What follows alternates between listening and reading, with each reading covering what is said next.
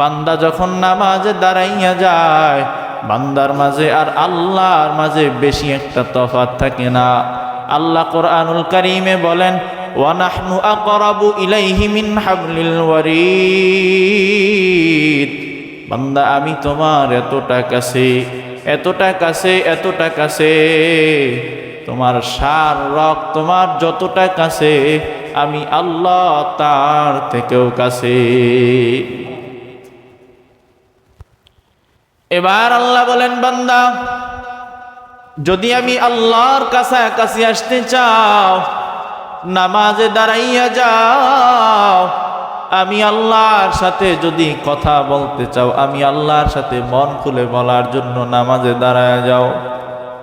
বান্দা নামাজের ভিতরে সব থেকে আল্লাহর কাছে কখন চলে যায়, একেবারে আল্লাহর সাথে বান্দার সাথে তখন কোনো দূরত্বই থাকে না। বান্দা আল্লাহর সাথে বান্দার সাথে তখন কোনো দূরত্বই থাকে না। যখন বান্দা সিজদায় চলে যায়, মুফাসসিরিনে কিরাম, উলামায়ে কিরাম, বুজুর্গানে দ্বীন, মুরব্বীরা বলেছেন, যখন বান্দা সিজদায় চলে যায় তখন বান্দা কেমন যেন আল্লাহর কুদরতি পায়ের উপরে সিজদা দেয়। আলহামদুলিল্লাহ, আলহামদুলিল্লাহিল্লাযী জা'আলা আশ-শামসা ওয়াল কামারা বিহুসবান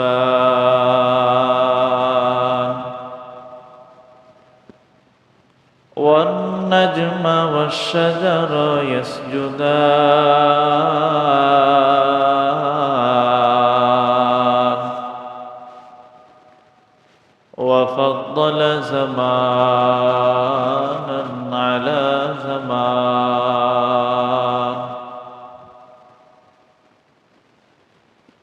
কামা ফাদ্দালা মাকানান আলা মাকান ওয়া ইনসানান আলা ইনসান। ونشهد أن لا إله إلا الله وحده لا شريك له أرسله الله تعالى بالحق بشيرا ونذيرا وداعيا إلى الله بإذنه وسراجا منيرا. أما بعد فأعوذ بالله من الشيطان الرجيم.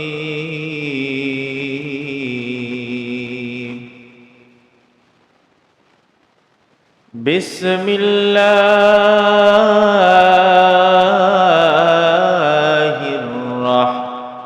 الرحمن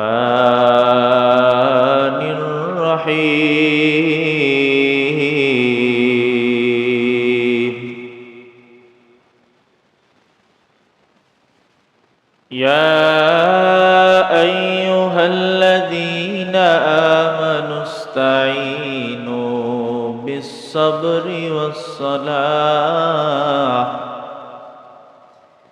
إن الله مع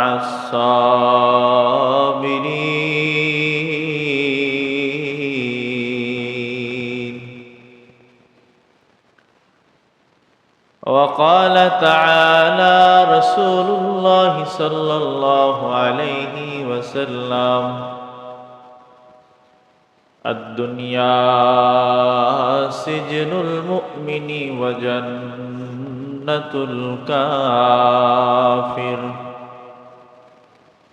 وقال تعالى رسول الله صلى الله عليه وسلم الدعاء هو العبادة.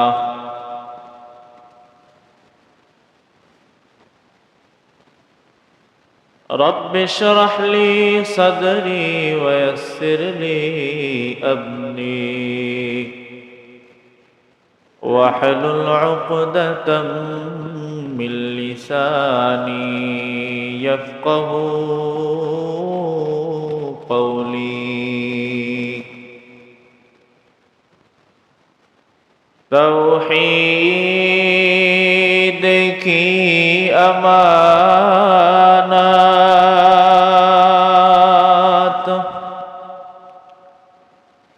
سینوں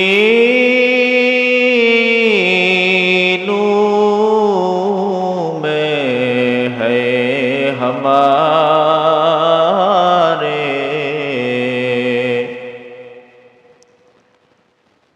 توحید کی امانات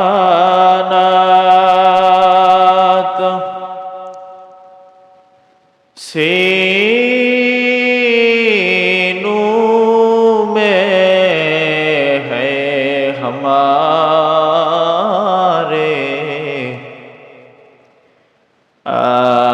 آسان نہیں مٹانا نام و نشان ہمارا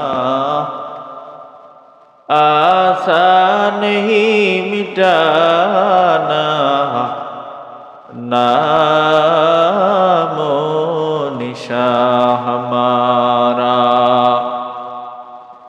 محمد نے آ کر کفر کو مٹایا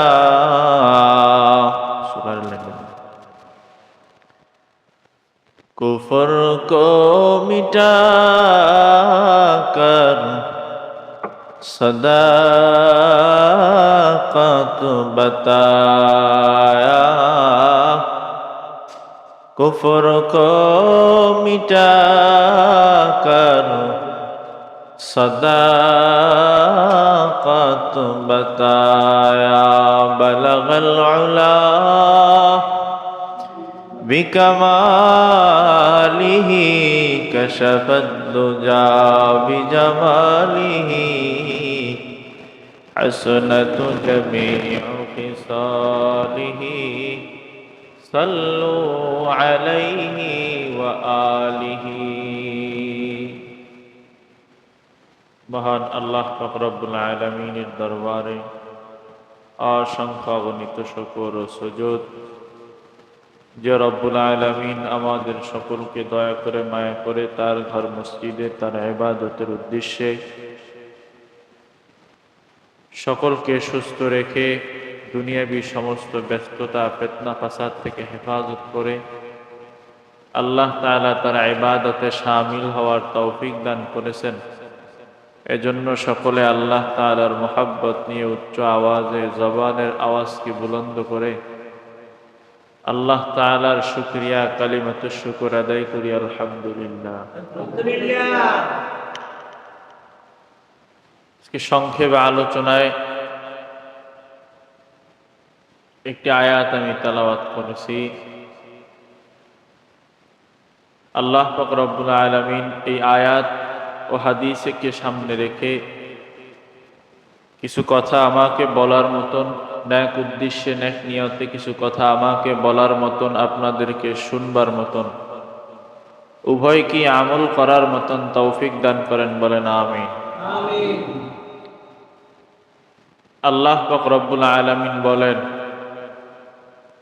ইয়া আইয়ুহাল্লাযীনা আমানু, হে ঈমানদারগণ, যারা ঈমান এনেছো, ইস্তাঈনু, তোমরা সাহায্য প্রার্থনা করো আল্লাহর কাছে। কার কাছে? তোমরা সাহায্য প্রার্থনা করো বিসসবরি, ধৈর্যের মাধ্যমে, ওয়াসসালাহ, নামাজের মাধ্যমে। ইন্নাল্লাহা মা'আস সাবিরিন, নিশ্চয়ই আল্লাহ যারা ধৈর্য ধারণ করে, যারা ধৈর্যশীল হয়, আল্লাহ তাআলা নিশ্চয়ই তাদের সাথে থাকেন, সাথে আছেন। এ হলো আয়াতের সংক্ষিপ্ত বঙ্গানুবাদ। আল্লাহর সাহায্য চাইতে গিয়া ধৈর্য ধারণ করতে হবে, যে চাইলাম সাথে সাথে পেয়ে গেলাম এমন নয়, চাইলাম সাথে সাথে পেয়ে গেলাম এমন নয়, সাথে সাথে পাবো না, চাইলেই একটু সময় হবে। এক্ষেত্রেও ধৈর্য ধারণ করা এবং চাওয়ার ক্ষেত্রে উত্তম পদ্ধতি অবলম্বন করা। উত্তম পদ্ধতি কি? ওয়াসসালাহ, নামাজ হলো উত্তম পদ্ধতি। কি? নামাজ হলো উত্তম পদ্ধতি। আমরা যদি দুনিয়ায় কারো কাছে কিছু চাইতে যাই, অনেক গুরুত্বপূর্ণ একটা জিনিস, অনেক গুরুত্বপূর্ণ একটা জিনিস চেয়ারম্যান সাহেবের কাছে চাইতে হবে, তো আমরা যে কিভাবে চাই? ফোনে চাই, ফোনে চাই। গুরুত্বপূর্ণ জিনিসটা কি ফোনে বলি যে চেয়ারম্যান সাহেব আমার এলাকায় 5 বস্তা চাউল লাগবে, পাঠায় দেন চালু, এরকম কই? কি কই? আমরা তার কাছে যাই, যাই বলি চেয়ারম্যান সাহেব আমার এলাকায় 5 বস্তা চাইল দরকার, এটা বলি না সুন্দরভাবে গিয়া। তো এটা হচ্ছে একটা উত্তম পন্থা, উত্তম মাধ্যম, উত্তম পদ্ধতি তার কাছে চাওয়ার। তো আল্লাহর কাছে চাওয়ারও একটা উত্তম পদ্ধতি আছে, বলেন সুবহানাল্লাহ। দুনিয়ার চেয়ারম্যানের কাছে চাওয়ার জন্য চেয়ারম্যানের খাদেমকে, চেয়ারম্যানের গোলামকে, চেয়ারম্যানের সামসা যারা থাকে চেলাবেলা, এদেরকে ধরা লাগে। দুনিয়ার কোনো ক্ষমতাবান ব্যক্তির কাছে যাইতে হলে তার সঙ্গী যারা, সঙ্গে যারা চলে তাদের কাছে, তাদের হাত পা ধরে ধরে নেতার কাছ পর্যন্ত যাওয়া লাগে। আল্লাহ বলে, বান্দা আমি তোমার জন্য এমন একটা সহজ রাস্তার ব্যবস্থা করে দিছি, আমি আল্লাহর কাছে আসার জন্য। এ বান্দা, আমার কাছে চাওয়ার জন্য কোনো দরখাস্ত লাগে না, আমার কাছে চাওয়ার জন্য লিখিত কোনো দরখাস্ত লাগে না, আমার কাছে চাওয়ার জন্য কোনো পিয়ন ধরতে হয় না, আমার কাছে চাওয়ার জন্য কাউকে ধরা লাগে না, আমার কাছে আসতে হলে কাউকে ঘুষ দেওয়া লাগে না, কোনো দারোয়ানের অনুমতি নেওয়া লাগে না, কোনো দরওয়াজার তালা খোলা লাগে না।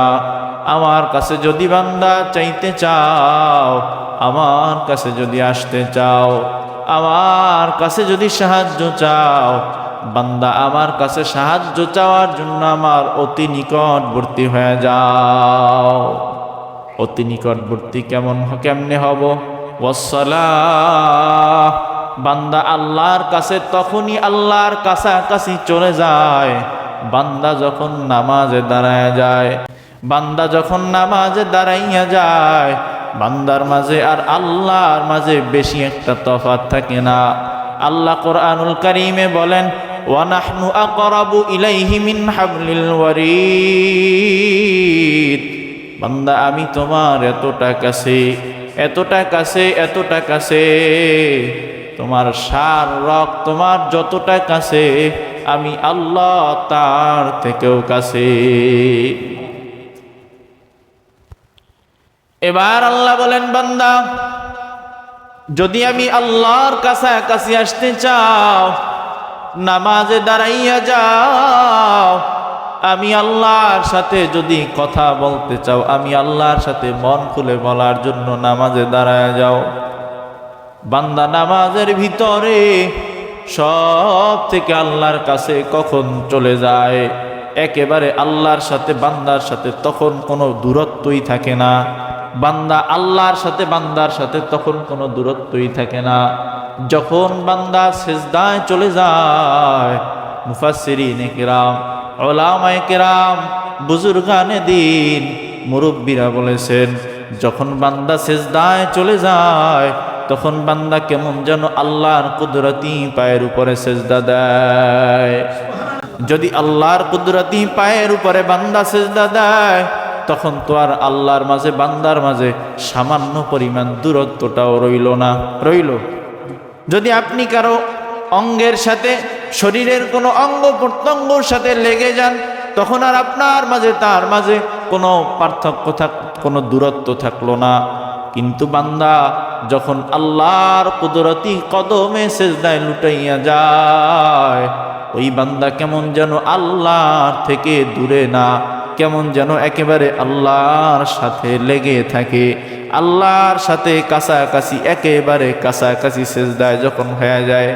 বান্দা ফরজ নামাজে না, ফরজ নামাজে কাছাকাছি হয়ে যায়, তবে ফরজ নামাজে যখন সিজদায় যাবেন তখন বলবেন সুবহানা রাব্বিয়াল আলা, সুবহানা রাব্বিয়াল আলা। তখন কোনো বাংলায় কোনো কথা বলতে পারবেন না, বাংলায় কথা বলতে পারবেন না। যখন একা একই নফল নামাজে দাঁড়াইয়া যাবেন, তখন যখন সিজদায় যাবেন, যারা তাহাজ্জুদের নামাজ নিয়মিত পড়েন বা কোনো সময় পড়া হয়, তখন যখন সিজদায় চলে যাবেন, মনের ভিতরে কষ্ট আছে, মনের ভিতরে ব্যথা আছে, দুনিয়ার অনেক অভাব আছে, দুনিয়ার অনেক কষ্ট নিয়ে চলতেছে। আজকে একটা পদ্ধতি শিখায় দেই, দুনিয়ার মানুষের কাছে তাকায় দেখেন, যদি মানুষের অন্তরে কোনো কষ্ট জমানো থাকে, এই কষ্টটা মানুষ সহ্য করতে পারে না। যদি একজন মানুষ আরেকজন মানুষের সাথে কষ্টের কথাটা বলতে পারে, তো একটু মনটা হালকা হালকা লাগেনি? মিটিং কি হবে? হবে আর 5 মিনিট সেরে উঠতেছে। আজকে মিটিং হবে, সামনের সপ্তাহ শুনবেন আপনি। তো মানুষ যখন আল্লাহর একেবারে কাছে চলে যায়, মানুষের মনের কষ্ট যখন মানুষকে বলে, তো মনটা একটু হালকা হয় না? মানুষের মনটা একটু হালকা হয়ে যায়। আল্লাহ যখন মুমিনের কাছে চলে আসে, মানুষের কাছে, বান্দার কাছাকাছি চলে আসে সিজদার সময়, বান্দা তখন মনের কথা আল্লাহর সাথে বলতে থাকবা। যখন তুমি নফল নামাজের সিজদায় দাঁড়াইয়া, সিজদায় লুটাইয়া পড়বা, তাহাজ্জুদের সিজদায় যখন লুটাইয়া পড়বা, দুনিয়ার যা কিছু চাওয়ার থাকে, দুনিয়ার যা কিছু বলার থাকে, তখন একমাত্র তোমার রবের সাথে বলবা। আল্লাহ চাওয়ার একটা উত্তম পদ্ধতি বান্দার জন্য দিয়া দিছে, বুঝেন? তো এই চাওয়ার ক্ষেত্রে আল্লাহর কাছে চাইছেন, দিবে, এটার জন্য ধৈর্য ধারণ করা, বিপদ আসছে ধৈর্য ধারণ করা, অধৈর্য না হয়ে যাওয়া। বুঝে আসছে সকলের? আল্লাহ তাআলা আমাদেরকে এতটুকু কথার উপর আমল করার তৌফিক দান করেন, বলেন আমিন। আখির দাওয়ানা আলহামদুলিল্লাহি রাব্বিল আলামিন।